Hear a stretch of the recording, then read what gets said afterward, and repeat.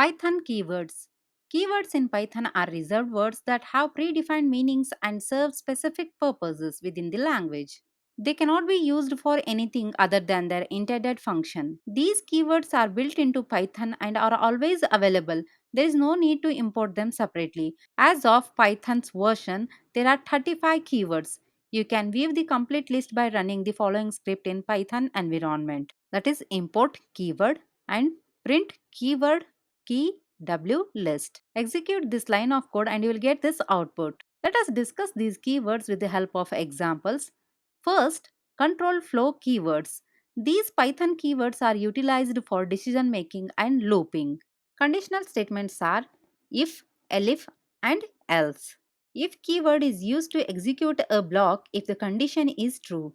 Elif keyword is used to specify additional condition if the previous one fails. Else keyword is used to execute a block if all previous conditions are false. Let us see an example showing how to use these keywords. First, initialize a variable a is equal to 10. Next, checking if the variable is greater than, equal to, or less than 10. If a is greater than 10, print greater than 10. If a is equal to 10, print equal to 10. Else, print less than 10.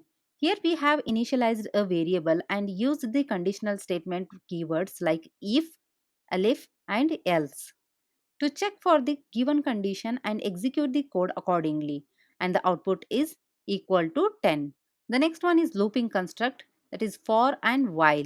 These keywords are used to execute code repeatedly. For keyword is used to iterate over a sequence such as list, tuple, dictionary, etc. While keyword is used to repeat execution while condition remains true. Let us see an example. First, defining a list. Grocery items, mention the grocery items here. Print the given list, grocery items. Now print the iterating over the list using for loop. For product in gallery items, print product.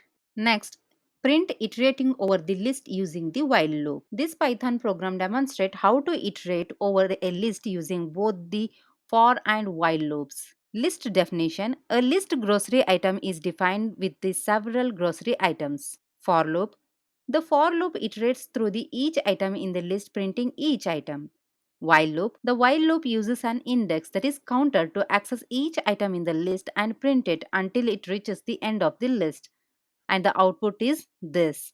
The next one is loop control, break, continue, pass. The keywords under this classification are used to change the flow of execution inside the loop. Break. This keyword immediately exits the loop. Continue. This keyword is used to skip the current iteration and moves to the next.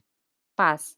This keyword acts as a placeholder, does nothing. Let us see an example showing how to use these keywords. Break. When the number equals to 18, the loop is completely terminated. Continue. If the number is divisible by 3, that is when number is equal to 0, the loop skips the print statement and moves to the next iteration. Pass. The statement for the number 12 does nothing but lets the program continue, and the output is this. Here numbers divisible by 3 like 0, 3, 6, 9, 15 are skipped due to the continue statement. The loop breaks at 18 because of the break statement. For number 12, the pass keyword is used. So nothing happens but the program continues with the next iteration. Next is function and class definition keywords. The keywords under this category are used to define functions, classes, and return values. Diff. This keyword is used to define a function. Return. This keyword is used to return a value from a function. Yield. This keyword returns a generator object. Lambda. This keyword is used to define anonymous function. Class. This keyword allows us to define a class. Let us see some examples showing how to use these keywords. Here we have defined a function to print a simple statement using a diff keyword, and the output is welcome to Python tutorial. Now let us see the example for the use of the return and yield keyword. Here we have created a function called add numbers, where the return keyword is used to send back the sum of the numbers provided as input. Additionally, we defined another function named generate number, where the yield keyword is used to produce a generator object that generates a sequence of numbers, and the output is this. Next we will see the example for the use of lambda keyword. Here we have used the lambda keyword to define anonymous function to return the square of the number passed to it, and the output is this.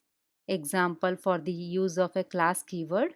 Here we have used the class keyword to declare a user-defined class using the keyword called class. Next is exception handling keywords. The keywords under this category are used to handle errors and exceptions. Try. This keyword is used to define a block to catch errors except. This keyword is used to handle exceptions. Finally, this keyword helps execute after try except. Raise. This keyword is used to raise an exception manually.